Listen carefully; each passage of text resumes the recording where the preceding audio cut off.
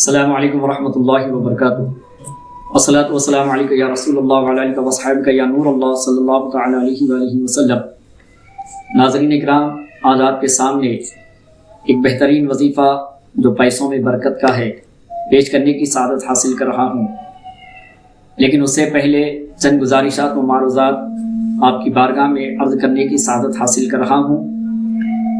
پیسہ ہر ایک انسان کی ضرورت ہے، چاہے وہ امیر ہو کہ غریب، ہر ایک کو پیسے کی ضرورت ہے، لیکن ایک بات کا خاص خیال رکھنا ضروری ہے کہ پیسوں سے ہمیں ضرورت پوری کرنا ہے، نہ کہ خواہشات پوری کرنا ہے، اس لیے کہ انسان کی خواہشات کبھی ختم ہونے والی نہیں ہے۔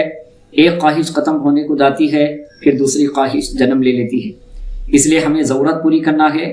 خواہشات پوری نہیں کرنا ہے۔ حدیث پاک میں فرمایا گیا کہ اگر انسان کو سونے کا بھی محل مل جائے پھر بھی وہ یہ خواہش کرے گا کہ کاش کہ مجھے اور ایک سونے کا محل مل جاتا تو بہتر تھا۔ عزیزان محترم، آئیے وظیفہ بتانے سے پہلے حضرت علی کرم اللہ تعالی وجہہ الکریم رضی اللہ تعالیٰ عنہ کا ایک بہترین قول مبارک، جس کے ذریعے ہماری الحمدللہ بہترین اصلاح ہو سکتی ہے اور الحمدللہ حکمت کے موتی ہمیں اس میں مل جاتے ہیں، آئیے گوشے گزار کرنے کی سعادت حاصل کر رہا ہوں۔ حضرت علی رضی اللہ تعالیٰ عنہ کا الحمدللہ یہ قول مبارک ہے، مال کی طمع مت کرو،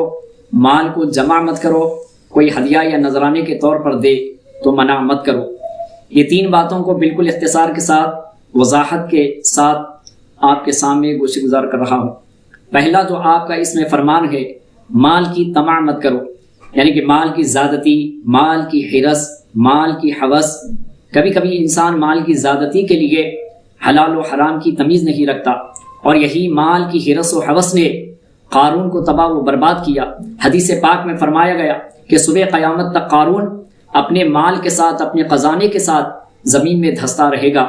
لہذا اس نے طمع کی اور مال کے نشے میں آ کر اللہ تعالیٰ کی نافرمانی کی، اللہ تعالیٰ کا عتاب و عذاب اس کو آ پکڑا، اور اللہ تعالیٰ نے اس کے خزانے کے ساتھ، اس کے مال کے ساتھ اللہ نے اسے زمین میں دھسا دیا۔ تو یہ مال کی طمع، اس کا یہ انجام ہے۔ اور دوسرا جو مولا علی کا فرمان ہے، فرماتے ہیں آپ کہ مال کو جمع مت کرو، یعنی کہ اللہ تعالیٰ نے اگر آپ کو مالدار بنایا ہے، اللہ تعالیٰ نے آپ کو اہل دولت اور اہل ثروت بنایا ہے، تو آپ اپنے مال میں سے، یعنی کہ دیا ہوا اللہ ہی کا ہے، اس مال میں سے اللہ تعالیٰ کی راہ میں خرچ کرے، صدقہ کرے، خیرات کرے، اور صاحب نصاب ہے تو زکوٰۃ ادا کرے، اور صاحب استطاعت ہے تو آپ الحمدللہ حج ادا کرے، اور اس طریقے سے اچھے نیک کاموں میں اپنے مال کو صرف کرتے رہے۔ ورنہ یہ مال پھر اگر ہم بیجا قسم سے استعمال کریں گے اور اس کی زکوٰۃ نہیں نکالیں گے اور اس کے ذریعے حج ادا نہیں کریں گے تو واجب و فرض کے ترک کرنے سے بڑے شدید گناہگار ہوں گے، اور اس پر جو ہے سخت وعید شدید بھی آئی ہے، اس کے مرتکب بنیں گے۔ اس لیے جو ہے صاحب نصاب ہے تو زکوٰۃ ادا کر دے، صاحب استطاعت ہے تو حج ادا کرے۔ یہاں پر ایک واقعہ حضرت ابراہیم علیہ الصلوۃ والتسلیم کا عرض کرنے کی سعادت حاصل کروں گا۔ اللہ تعالیٰ نے حضرت ابراہیم علیہ الصلوۃ والتسلیم کو آزمائشوں میں سے ایک آزمائش آپ پر مال کی بھی ہوئی کہ ایک مرتبہ فرشتوں نے اللہ تعالیٰ کی بارگاہ میں عرض کیا کہ اے اللہ، تو نے ابراہیم علیہ السلام کو بہت مال و ثروت عطا کیا، مال و دولت عطا کیا، اے اللہ تعالیٰ ابراہیم علیہ السلام کیا مال سے محبت کرتے ہیں یا تجھ سے؟ تو اللہ تعالیٰ نے ارشاد فرمایا، اے ملائکہ جاؤ میرے ابراہیم کو آزما لو، میرا ابراہیم مجھ سے محبت کرتا ہے۔ تو یہ فرشتے انسانی شکل و صورت میں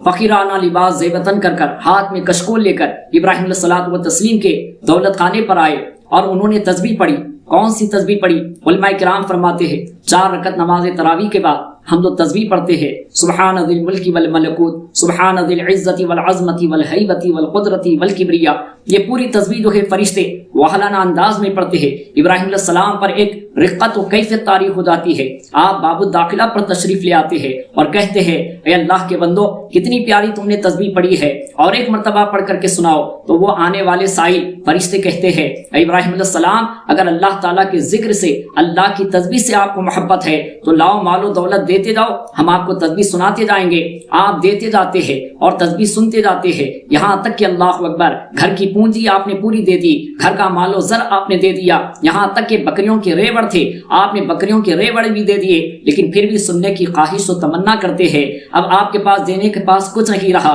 بکریاں بھی دے دی لیکن پھر بھی سننے کی خواہش کرتے ہیں، تو فرشتے کہتے ہیں اے ابراہیم علیہ السلام اب آپ کیا دے کر کے اللہ کی تسبیح سنو گے؟ تو آپ ارشاد فرماتے ہیں کہ اے دکھے آنے والوں سائلو کہ یہ بکریاں تمہاری ہو چکی ہے اور اس بکریوں کو چرانے کے لیے ایک چرواہے کی ضرورت پڑے گی، میں وہ چرواہا بن کر کے خدمت کروں گا، میرے مولا کی تسبیح سنا دو۔ تو ابراہیم علیہ الصلوۃ والتسلیم نے یہ ظاہر کر دیا ہے مجھے مال سے محبت نہیں، مولا سے محبت ہے۔ آپ دیکھیے کہ قارون نے جو ہے مال کی حرص و طمع کی، وہ برباد ہوا، اور ابراہیم علیہ الصلوۃ والتسلیم نے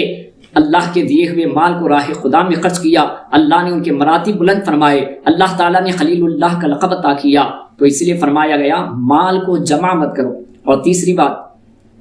کوئی ہدیہ یا نذرانے کے طور پر دے تو منع مت کرو۔ یہاں پر ایک مسئلہ، ایک بات ناظرین کرام اور مبلغین حضرات، نعت خواں حضرات اور قرآن خوانی پڑھنے والے حضرات اور اسی زمرے میں جو بھی دینی امور، دینی کام انجام دیتے ہیں، ان سب سے میری مؤدبانہ گزارش ہے کہ عزیزان محترم، کوئی مقرر، کوئی مبلغ، کوئی نعت خواں یا کوئی قرآن خوانی پڑھنے والے اس نیت سے نہ جائے کہ ہم بیان کریں گے تو پیسے ملیں گے، ہم نعت پڑھیں گے تو پیسے ملیں گے، ہم قرآن خوانی پڑھیں گے تو ہمارا یہ ہدیہ ہوگا۔ تو لہذا اس طریقے سے رقم طے کر دینا اور رقم طے کر کے بات کر کے جا کے یہ کاموں کو انجام دینا، اعلیٰ حضرت عظیم البرکت اشاہ امام احمد رضا خان محدث بریلوی رحمۃ اللہ علیہ فرماتے ہیں یہ ناجائز و حرام ہے، یہ اجرت ہے اور یہ تجارت کرنے کے موافق ہے۔ اللہ اکبر کبیرہ۔ ہاں اس کی یہ صورت ہے کہ جو علماء کرام کو بلاتے ہیں، جو قرآن خوانی کے لیے بلاتے ہیں اور جو نعت خواں حضرات کو بلاتے ہیں، ان کا اہم فریضہ ہے کہ علماء کرام کے الحمدللہ دینی خدمات کے لحاظ سے، ان کی شخصیت کے لحاظ سے، ان کے درجے کے لحاظ سے اور ان کی علمی معیاری لحاظ سے، لہٰذا ان کا اچھا خیال کرے، انہیں اچھا نذرانہ دے، وہ خوش ہو کر کے جائے، اور لہٰذا وہ یعنی کہ منگنے کے لیے شرمندہ نہ ہو، ان کو آپ خوشی سے اتنا نذرانہ ہدیہ پیش فرما دے کہ وہ خوش ہو جائے، کوئی شکایت باقی نہ رہے۔ اور رہی قرآن خوانی کی بات، سب سے پہلے قرآن خوانی دکان میں ہو یا مکان میں ہو یا کسی کا ایصال ثواب کے لیے ہو، پہلے خود تو پڑھنا چاہیے، ہم خود پڑھنا چاہیے، لیکن اگر کسی کو بلا کر کے پڑھا رہے ہیں تو جائز ہے، لیکن اس کے لیے بھی جتنے حضرات آتے ہیں آپ ان کا خیال فرما کر انہیں بھی الحمدللہ خوش کر کے بھیجیں۔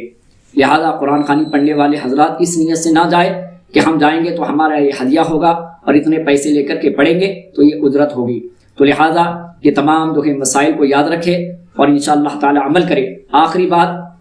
جو وظیفہ عرض کرنے جا رہا ہوں یہ ہمارے بزرگان دین سے منقول ہے اور غالباً اعلیٰ حضرت عظیم البرکت اشاہ امام احمد رضا خان علیہ رحمت و رضوان سے یہ منسوب ہے کہ آپ کی بارگاہ میں ایک دو شخص آیا اور آ کر کے عرض کیا کہ حضور